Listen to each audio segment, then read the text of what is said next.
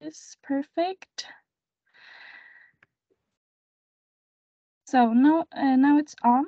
And yes, so you've written several books about rich and successful people. What is it about them that interests you? There are two things. First, I wrote my second doctoral dissertation about the psychology traits of very rich people. And the reason is because there were almost no books about it. Of course, there are a lot of books how to grow rich, how to become rich, but mostly they are based on opinions and not on scientific research. And so I was curious to find out whether there's a connection between personality traits of rich people on the one hand and their financial success on the other hand. And then the next book was about the rich and public opinion, what is also published in Swedish language now in two editions. And this was a different question. This was about the image of wealthy people, especially in the comparison between different countries. This I was curious. Of course, I know how people see rich people, wealthy people in my own country, in Germany, where I live, but I wanted to find out how people, whether the attitudes towards rich people differ in different countries. And so this was the topic of my second book. So I'm curious because there are not many studies neither about the personality traits of rich people nor about the the public image of wealthy people. Okay, so and I'm interested in what you found out. Is there any general thoughts or attitudes towards rich people or wealthy people?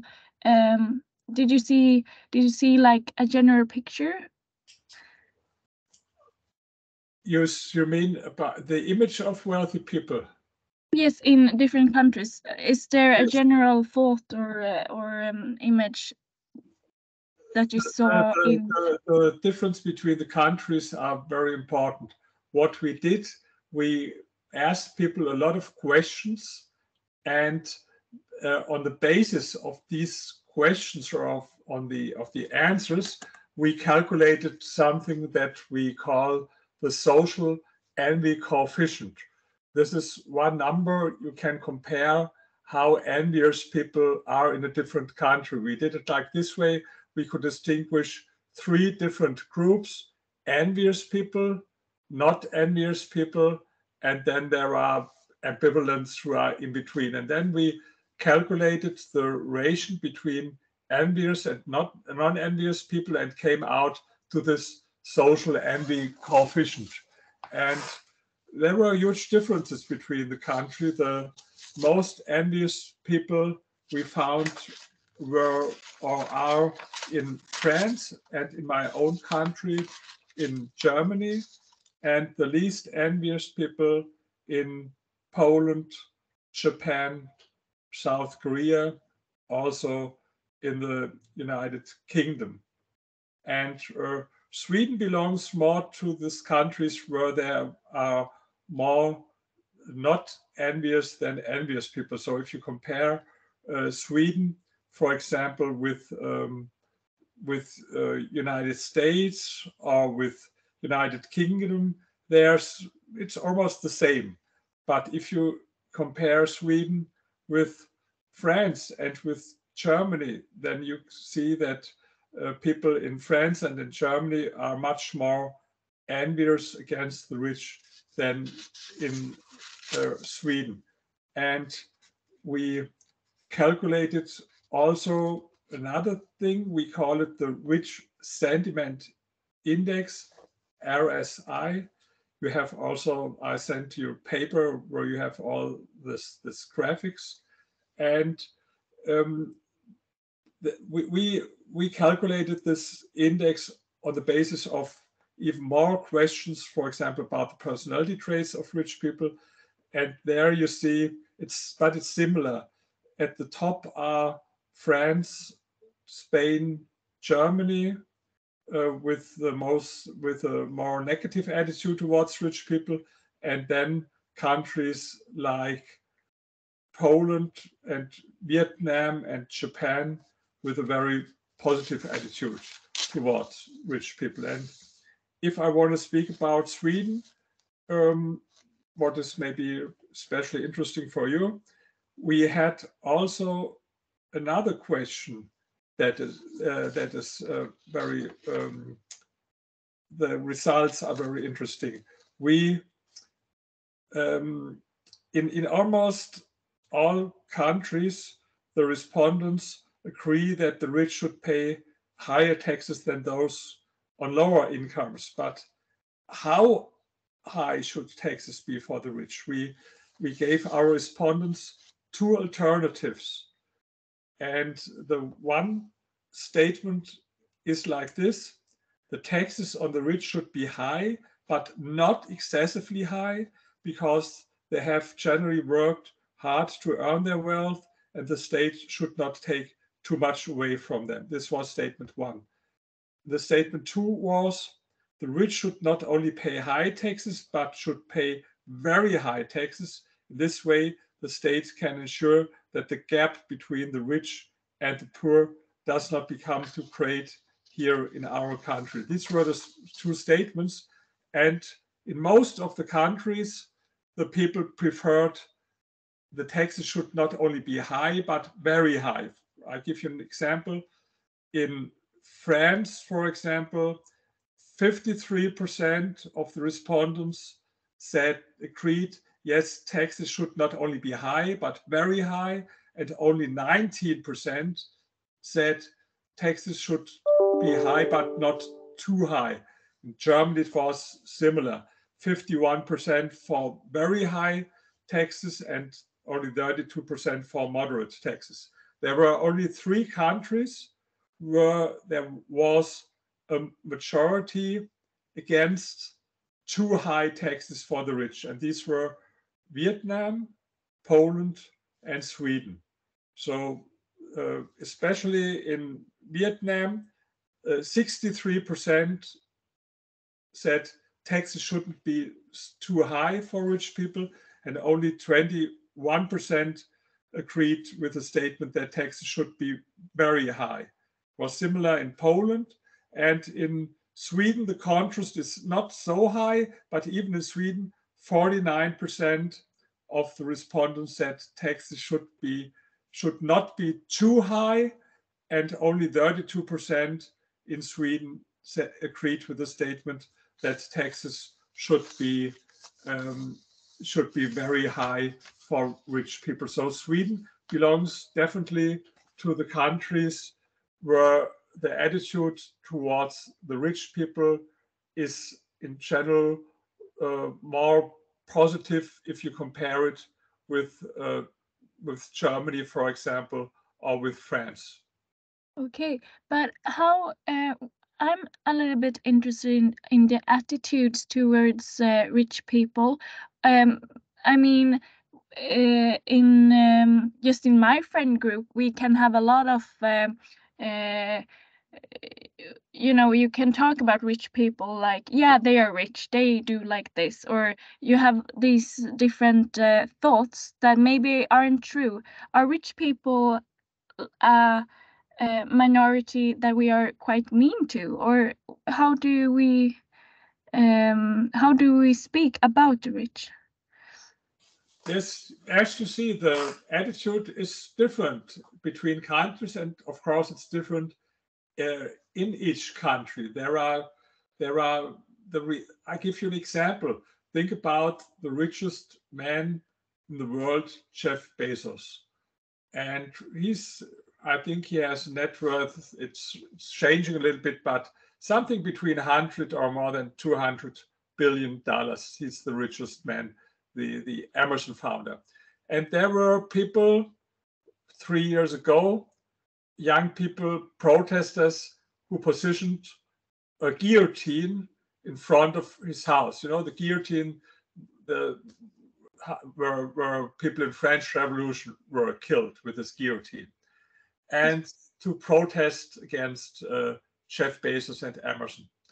And there are other people who maybe buy a biography about his life and to find out how did he become so successful, maybe to learn something from his life, maybe even to copy something to be more successful. And these are two different kinds of people. Envious people, they want to reduce the gap between themselves and the rich people in making life worse for rich people. Higher taxes, or even with the guillotine, fantasies to kill these people. And on the other hand, there are people who admire wealthy people, who want to learn something from them. And now you should ask yourself, what do you guess from now on in 5 years? Who will be, what's likely who's be more successful in life? The people who put this guillotine in front of the house of Jeff Bezos, or the other one who maybe bought a biography about his life and tried to learn something. So these are very different attitudes. And for example, some half year ago, I've been in Vietnam, and I was very often, I think 10 times this year and last year in Poland. These are the two countries where people have the most positive attitude towards rich people.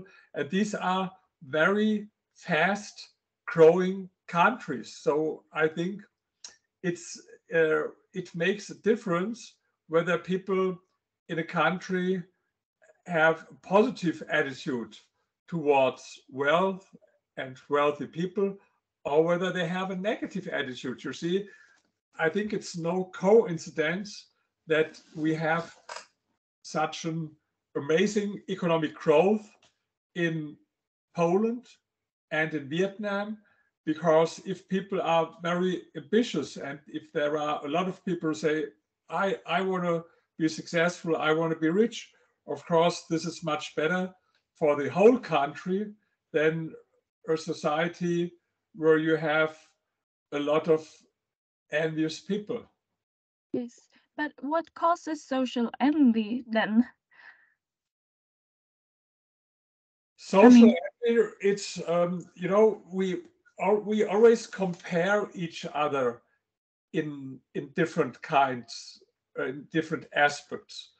Every person compares with other person, It's not only about wealth. It's about maybe uh, maybe women especially. They compare each other. How beautiful is she, or with me? This is so. I think it's in the nature of man to compare yourself with other people. You cannot define yourself or have any knowledge about your own position in the society without comparing you about your attractiveness, about your intelligence, about your education, about your financial situation. So I think this is natural that people compare with each other, but the reactions are different from people if they compare. And these envious people, they have a different reaction from people who are not envious. They they they they are happy if other people are unhappy, people who are maybe wealthier or more beautiful. I don't know whether you know this word Schadenfreude. It's a word from the German language, but we have it also in English language. So I don't know what's the word in the Swedish language. Schadenfreude, it means that if something happens to someone something bad happens to someone who's more successful than you. These people, they have a good feeling then in this moment. It makes them happy if situation, for example, for rich people becomes worse. I think this is a negative attitude, and I think these people, they don't harm only rich people, but they harm themselves, because I think the the better question would be, how can I improve my own situation, than to think about how can I make the life worse for people who are in different aspects better than I am. Right. But today we can see a lot of inspiring people on social media, for example. We can follow their lives and work adventures, or yeah, their home life. Do you think this has an effect on what people think about very wealthy people, and maybe change the attitudes towards rich people? Sure, it has an effect, because in my last answer, I spoke about comparing yourself with other people, and this is what the internet is about. Social media, for example, Instagram, or other, so Facebook, Instagram. Uh, people, they see now a lot of people who are in several aspects of life better than they are, maybe prettier, maybe more wealthy, and whatever. So what people do anyway, that they compare themselves, is because of the media, and especially social media. Now you compare yourself with the whole world. Some 100 years ago, people compared with each other, but maybe only in their small village. They know this is the rich guy, this is the pretty woman there in this. So they compared themselves only with the people they knew in person. And later, uh, we had this media like TV and newspaper, magazines. You could compare with more people. And now we have the internet, and it's about every day comparing with other people. And this can be an inspiration for some people and motivate them, but this can also be frustration for other people. If you look at people who are much more successful as you are, this can inspire you, but this can also frustrate you. It depends also on your self-esteem, because this is the reason why people, why they not why they do not admit being envious. If you ask people, are you envious or are you not envious, almost no one will admit that he's envious. You can admit to be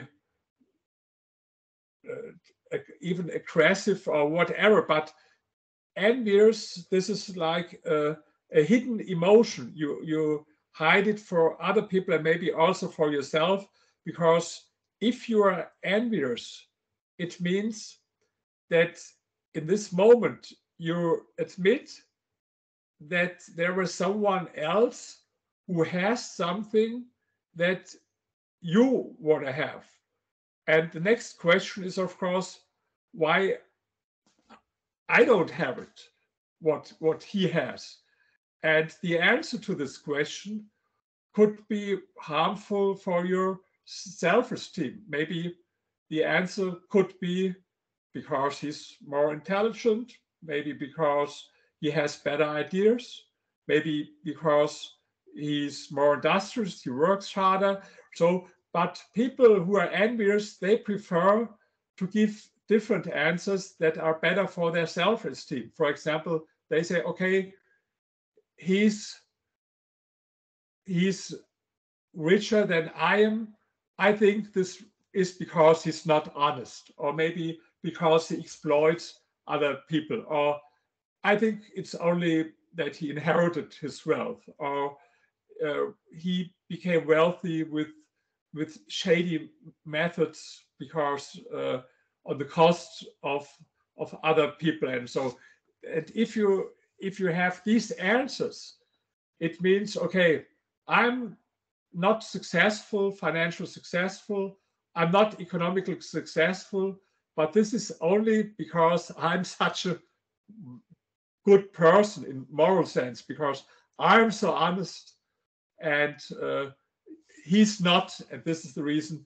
This is the same, for example, the same reaction if for example, sometimes on social media, I do bodybuilding, fitness in the gym, and sometimes I post photos about this, and then people say, maybe I think you took only anabolic steroids or drugs, and this is the way how you. It's not true. I never took something like this, but maybe this person is really fat or is in bad shape, has not a good body, and then he's envious, and then he want to find an explanation, and his explanation is, I think he took drugs, or maybe you see a pretty woman on Facebook or on Instagram saying, maybe it's only the result of it's only Photoshop, or it's only plastic surgery or something like this. So people look to find explanations why people are in different aspects of life better than they are. And the envious people, they prefer to find such negative explanations.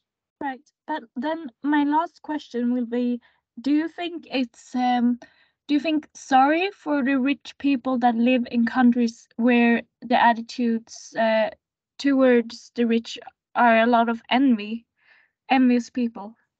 Is it Well, sorry about them?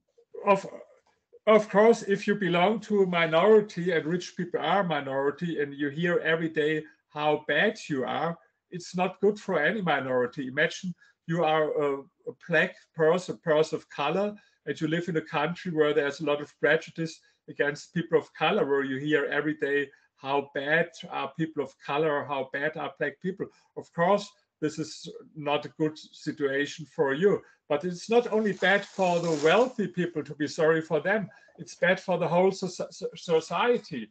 Because as I mentioned before, countries where people are not so envious, as for example, countries like Poland or Vietnam, in most cases, these countries grow faster, and the situation then in the end is better for everyone, not only for rich people. On the contrary, if you make situation very bad for rich people, it is harmful not only for them but for the whole society. I think this what happened in Sweden in the 70s. There were extreme high taxes. Even some wealthy people left Sweden, like Ingvar Kamprad, for example, IKEA founder. He left Sweden first to Denmark. Later, he lived in Switzerland because the situation was much better for him in Switzerland. And I think this was not good for Swedish people, but Sweden learned about this. So they had, in Sweden, I think in the end of the 80s or beginning of the 90s, you had this pro-market economic reforms, abolished wealth tax, abolished inheritance tax, and abolished gift tax, and lowered tax rates. And I think even the attitude towards wealthy people changed. And now you have in Sweden even more billionaires as in the United States.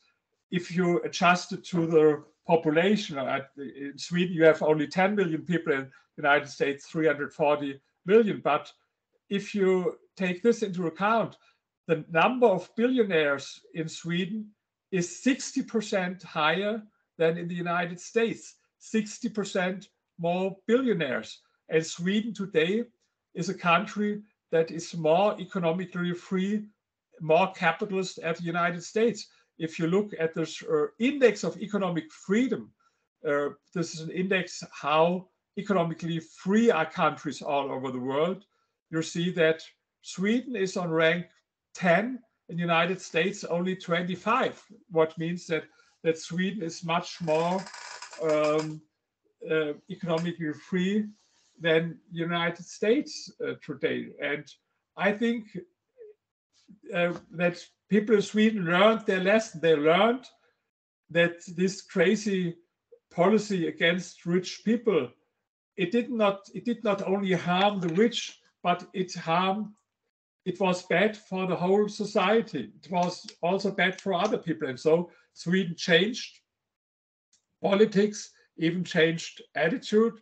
And I think this was good for Sweden and not bad. Okay, well, thank you. That was all the questions I had. I'm gonna switch on my camera again.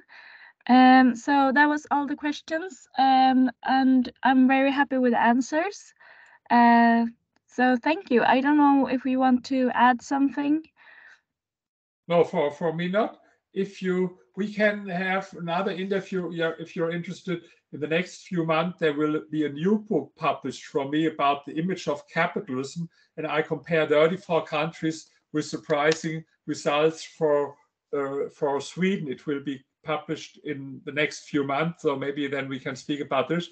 If you want to do me a favor, can you send me this interview after the recorded interview? It's only for me because I try always to improve my English and I give it to my teacher to correct me. Yes, I understand. Well, yeah, I think maybe it will be sent to you after our meeting in Teams, but I can send it as well. The Okay. whole recording, you mean? Yes. Yes. It's only I give it to my English teacher always to try to improve Yes. my English, and then she makes That's good. I wish I had an English teacher. makes the corrections with this pronunciation and with but your English is very good, as for most people in Sweden. So hopefully I can meet you one day in Sweden, because I will come to Sweden when I introduce my new book, and so I will let you know. Yes, do that. Perfect. Thank you. I send you the recording, and have a nice day. Okay, thank you. Bye. Bye. Bye.